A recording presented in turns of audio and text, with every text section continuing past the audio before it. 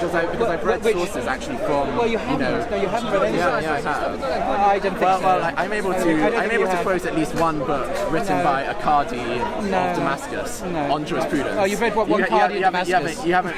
Well, you aren't able to tell me. That's not how it works. Okay, tell me which specific, imam of the four imams which disagrees with what I'm saying. No, you see, the four imams are not.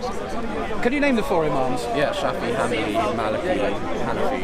Okay. Now, the four schools don't follow faithfully exactly what they taught. Did you know that? True. Right. You see, if you follow the Hanafi fiqh, you're going to get within the Hanafi fiqh, for example, a range of opinions. Let me give an example. Hanafi himself said that there was no death penalty for apostasy, no death penalty for adultery.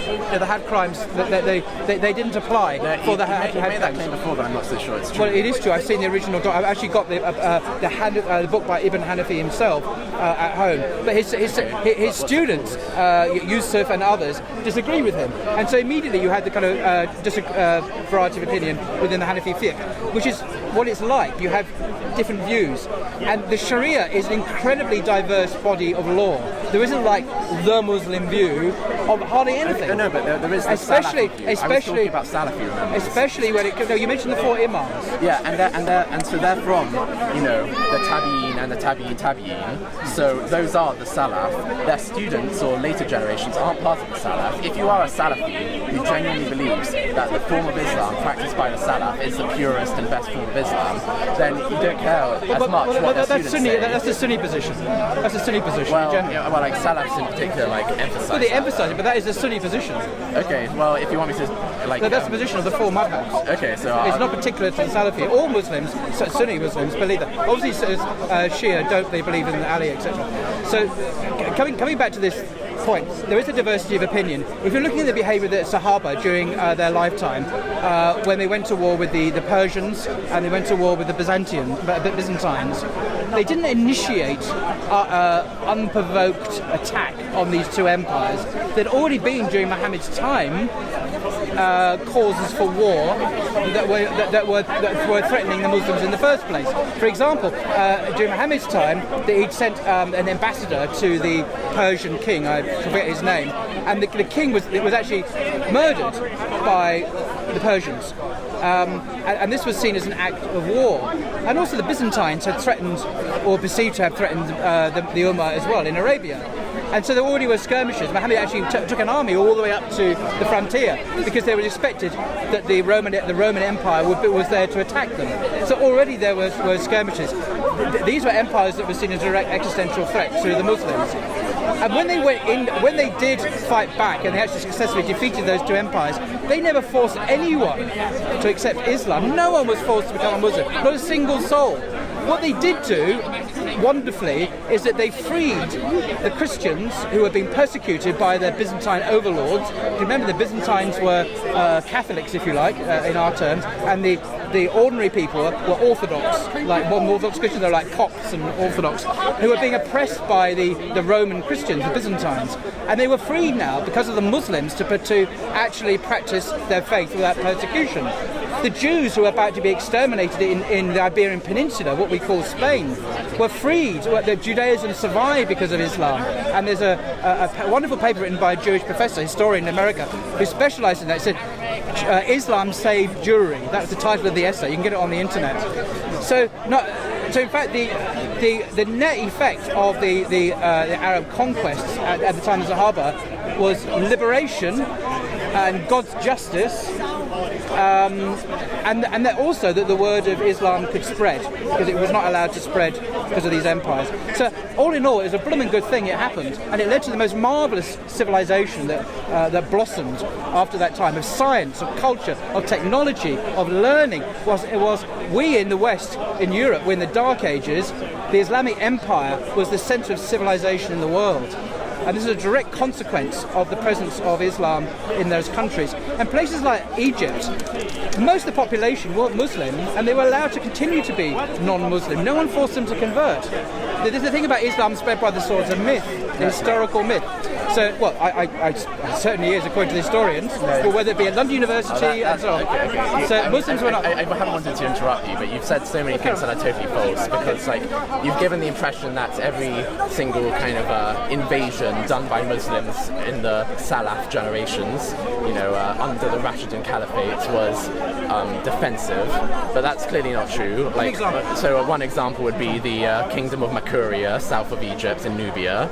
Like they had never, there was no records of them performing any attack against Muslim territories, but Muslims still invaded there, tried to attack them twice, and then when they were repelled 2 times, they sought a treaty with them, and the terms of that treaty is known as the Bact, and it's a treaty that lasted 700 years. It was signed in 641, and the terms of that treaty were normal terms like we won't attack you, you won't attack us, we'll do trade together, but also the treaty stipulated that the Muslims were to receive 360 male and female high-quality slaves from the Kingdom of Makuria, and that continued for 700 years, which overall it results in either hundreds of thousands of millions. I can't remember the figure at the moment. Either hundreds of thousands of slaves being kind of either hundreds of thousands of people being slaved and purloined and taken from their homeland, from Makuria to Islam land. Makuria in my life. Okay, I'll give you. I'm not denying what you're saying is true. I've never heard of it. What I was talking about are the major empires. I was talking about Byzantium. I was talking about the Persian Empire. You can admit that they weren't solely kind of defending themselves. No, I'm not admitting or not admitting anything. I'm simply saying I've never heard of this. So it's obviously this is news to me, which is fine. I've learned something. How do you spell the name of the country? Makuria. How do you spell it? M-A-K-U-R-A-I-A. Makuria. Sorry, M-A-K-U-R-I-A. And what's the next word if there is one? Or is that it? Kingdom of Makuria. That's Kingdom. And it's called the Bact as the treaty. Oh, Nubians. Yeah, Nubians. And here are the terms of the treaty. I'm looking at Wikipedia. Okay, this is from Wikipedia. Okay. It's good to hear Paul saying, "Hey, I don't know. I'm going to look something up." How often? There's lots of things I don't know. I know. But at least you're honest to say, "Hey, you don't know," and you're going to look it up. Most people here don't do that. And it was the battles of Dokuria or something. Can't remember. But basically, the Muslims attacked the Christian kingdom of Makuria twice. Okay. Sorry for not. So this is from Wikipedia as well. This is from Wikipedia as well. What is the name of it called? It's called the Bact. This is the treaty that the Muslims signed with the Christian kingdom in Nubia, in East Africa, which stipulated that they required 360 high-quality slaves a year. Yeah, this was during peacetime. This was not during the war. Yeah. This was in order. Yeah, this is in order to end the war. This is the terms of peace. Oh, I see. The terms for peace were that in addition to normal things like we won't attack each other, we'll be able to trade, we'll be able to have free movement. It also requires that 360 slaves would be transferred to Muslim lands per year. Was this the Arab army invaded, but it was repulsed? In other words, they weren't conquered. Yeah. So you said they were invaded. They were invaded. Just I thought you said they were invaded. No, I said invaders. So they weren't invaded. They were repulsed. No. But if you go into someone's territory, then get kicked out again, you've still invaded. Well, it doesn't say that. It said that they were repulsed. Okay, well, maybe we're cribbing. But they tried to attack and conquer. They weren't successfully conquered. Well, they tried to anyway. They tried to. Okay. All right. And so I think that's. I'm just nuancing what we're saying. Okay. Yeah, it's as part of the terms of the peace treaty. It was the Bact.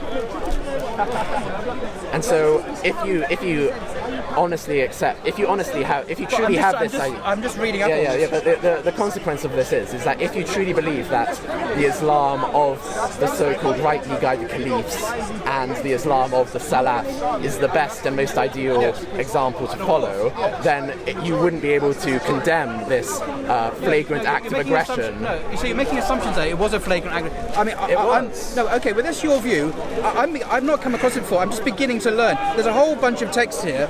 I've yet to. You said I must agree. Actually, you haven't given me 5 seconds to actually appraise myself of this before I can agree with your judgment. Because so far you said they were invaded. Okay. Now I read the invasion was successfully repulsed. Then I read there is no copy of the treaty in existence. And so I'm just reading through the stuff here. I mean, we would need to. Satisfied if after learning about this invasion of Makuria and the Bacts, you were satisfied that it was. Not have been written at all. If you were Wikipedia, it might just have been a verbal agreement. No, I mean, it still occurs. So, I'm just reading what it says on Wikipedia. No. Even if there is no extant version of the treaty, that doesn't justify this kind of extreme skepticism that maybe like it was made up or it's like revisionism or something like that. You know, we'll be able to find. I would need to look this up, which is fine. Thank you for bringing it to my attention. But I just want to say, hang on. I just want to say that when you triumphantly declare that I must now agree, I think this is a bit arrogant, premature, because I've not had the time to study this. And now you've reached your conclusion. I may reach a different conclusion. I've already noted, in fact, that there was no successful invasion. There is no documentary evidence for this. But it looks like there may have been an oral agreement. Exactly. So, but I'm already seeing reasons just by a very cursory, brief glance that, in fact, things are not so clear-cut as you were triumphantly proclaiming them to be. So I would need to pause to go home and not here because it's not a place to study and look at this. But I do maintain that the things we do know about the big beasts of the two empires and the Iberian Peninsula and so on, contrary to the myths that prevail, no one was forced to convert to Islam. And in fact, the Muslims brought liberation to many peoples in the Levant and North Africa.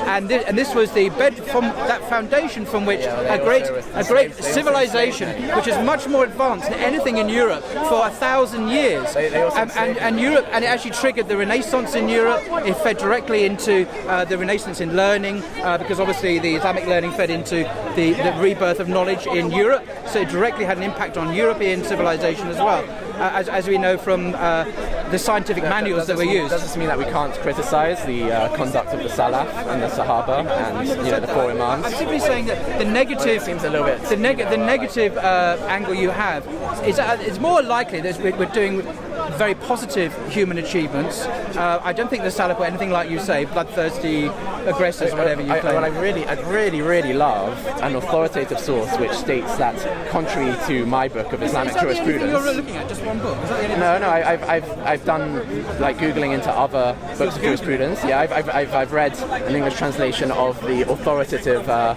most sound, agreed upon positions of the Shafi school called the Reliance of the Traveller. Yeah, you're aware that the Shafi school is different from the other three schools? In what sense? Well, are you aware of that difference? Tell me, because I'm asking you. Are you aware of an important difference that the Salafi madhab has on precisely this issue of expansionist jihad, if you like? This idea of, are you aware of the difference that Shafi had from the other three schools? Well, they all have differences. Can you be what? They all have differences. No, on the idea of expansion. Just saying there is a difference. It's a bit vague. So I don't know what you're talking about. Oh, you don't? Okay. Yeah, you need to tell me what difference you're talking about. Well, on this issue of defensive and expansionist or offensive jihad, the Salafi school, the Shafi school, for understanding, has a much more kind of expansionist perspective than the other three do. You mentioned the Reliance of the Traveller. Yes. That's a very good example of that. The Hanafi school today, which is the dominant madhab in the world, doesn't view jihad as permissible in expansionist terms. You merely go out with your armies. That's not how the Hanafi dominant, the wide most widely followed school today sees things. The Shafi has a different. Well, you see, Islam is not just based. You see, this is why it's perilous for someone like you and someone like me just to merely go into this as amateurs, because when you Islamic scholars who issue the mujtahid, and the people who formulate fatwas and so on, you've got to know Arabic, which I assume, do you know Arabic? Right, okay, that's one thing. You've got to know all the sources. You've got to know the Quran well, you've got to know the Seerah well, the biography of it, you've got to know the Hadith well, and you've got to know the Sahabah well, and you've got to know the existing jurisprudential position on these subjects as well. You've got to really be an expert on all of these to be able to formulate a view which is consonant in harmony, but your focus on Sahaba as if this is what Islam is about. It doesn't quite work like that. and that's not what the Salafis don't talk like that either. They mean that they talk about it's the Quran and it's the Sunnah and it's the Salaf and it's the four madhabs. So, so you don't have that rounded, informed engagement with all the sources to understand the different madhabs and how they think about the rules of engagement, the rules of war, for example, and when you can't attack an enemy, and what you do when you do attack them, how you don't attack women and children and elderly and so on. So ISIS are obviously out of the picture. You're claiming that I don't know about it, but did you have all those skills to formulate an opinion on this? Well, you say you read a paperback and you can Google stuff on the internet, which is very notable, but that's not really what it takes. Well, so far, I've presented evidence from an actual jurist who's done comparative study on the four school of. Well, you didn't want to read it. You said, "Oh, I don't need to see your book. I already know that's blah blah blah." Do you want to see it now? Do you want to see evidence? Do you want to make this a discussion about specific evidence?